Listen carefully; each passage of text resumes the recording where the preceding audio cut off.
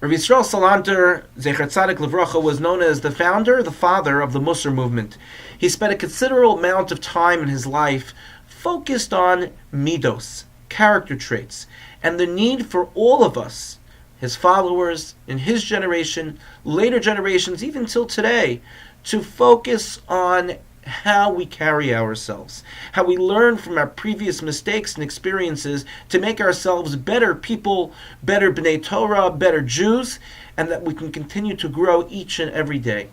One time, Rav Yisrael was traveling from a different city that he had been in back home, and he was on a train, and there was an individual on the train with him who became very disrespectful and very belligerent toward him. And this individual, it appeared, did not know who Rav Yisrael was. So sometime toward the end of the train ride, someone must have told this person that the person he was disrespectful to was the great Rav Yisrael Misalant. And so this individual walks over to Rav Yisrael and says, "I'm so sorry for my disrespect, for the way that I treated you. I did not know who you were. Please forgive me for what I did." And the man paused, waiting for Rav Yisrael to respond, and thinking that he was going to get a, quote, musar shmuz, in how he should have acted, and how he should have behaved, and how disrespectful he was. And instead, Rav Yisrael responded and said to him, "I want you to know that I forgive you 100% with every fiber in my being for what that you did." And then he continued to engage with him. And he said, "What? Tell me, why are you coming to our city? Are you here on business? Is there anything I could help you with? Do you have a place to stay? Do you need to make any connections with people that I can help?" Why did Rav Yisrael decide to engage with this individual? Many times in our own lives, if people hurt our feelings and then they're menschlich enough to apologize to us, we just simply say, "Okay, I don't want to have anything to do with that person, they hurt us." But Rav Yisrael continued to engage with this person. And Rav Shlomo Bloch explains that the reason why he did that was to teach a lesson, that this individual should know that Rav Yisrael holds no grudge and bears no ill will toward him, and the way to teach him, to show him that, was by trying to help him, by trying to make sure that his trip was successful.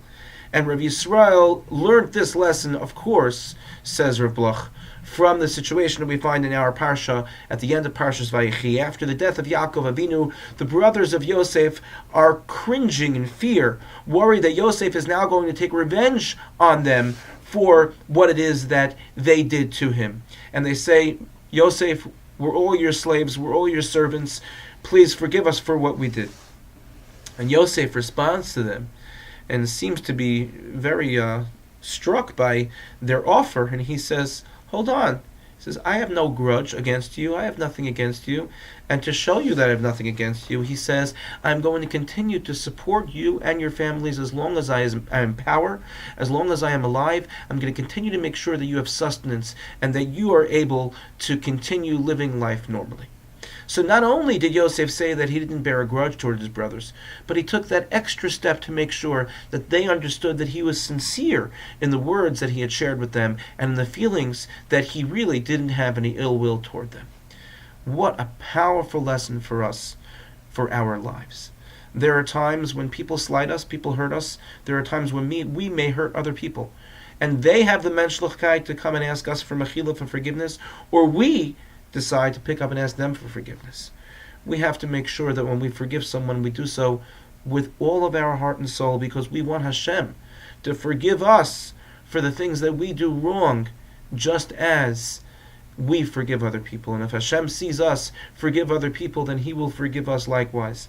And the powerful lesson of Rav Yisrael Misalant on the train, the powerful lesson of Yosef Hatzadik with his brothers, teaches us that not only should we forgive other people if they ask us for forgiveness, but that they should hopefully look at us in the same way, and that if we make a mistake and we beg their forgiveness, that they also do so sincerely with a full heart. May we be zocha, may we merit to learn from these tremendous lessons, and indeed find a sense of peace, of shalom with our brothers and sisters throughout our lives. Thank you for listening, and have a good Shabbos.